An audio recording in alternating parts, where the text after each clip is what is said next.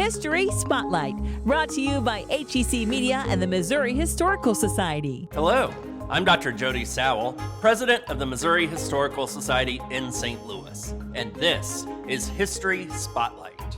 They were one of the most profitable ownership groups in NBA history, yet their team never played a single game. Public historian Adam Kloppe tells the unbelievable story of the Spirits of St. Louis and how two brothers pulled off one of the greatest deals in sports history. From 1976 to 2014, one of the most profitable ownership groups in the entire National Basketball Association was based right here in St. Louis. The team's owners made hundreds of millions of dollars during that time frame. But their team?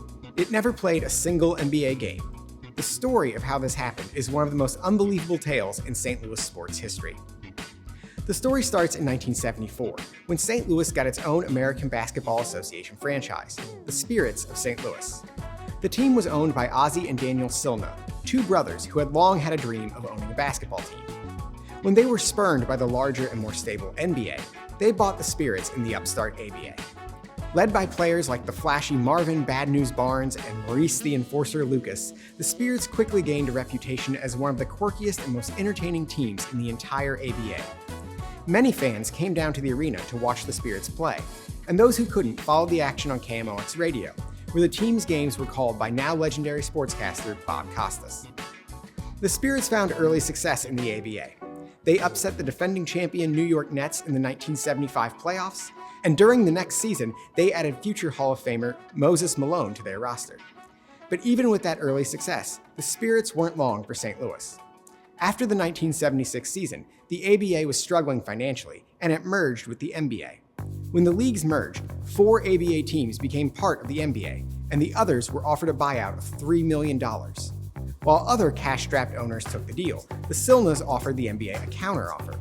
Instead of taking $3 million, the brothers offered to fold their team for about $2 million, as well as a small share of the NBA's television rights in perpetuity. The league, desperate to get the merger done, accepted this offer. After all, in 1976, the NBA was making peanuts off of their TV deal. How much could this really hurt the league? It turns out, it would hurt them quite a bit. Over the next few decades, the NBA's popularity soared behind players like Magic Johnson, Larry Bird, and Michael Jordan. The NBA's television rights dramatically increased in value and became a cornerstone of the league's profitability. The Silnas, who didn't even own a team anymore, continued to pull down a share of those profits. By the early 1990s, the Silnas were making over $4 million a year from the deal. By 2010, their yearly payout had ballooned to over $17 million. The league tried to buy the Silnas out several times, but the brothers always chose to hang on to their share of the TV profits.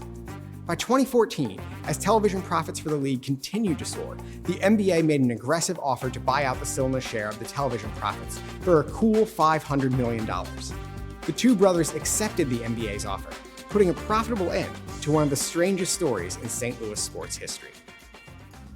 To learn more about the Missouri Historical Society, visit mohistory.org.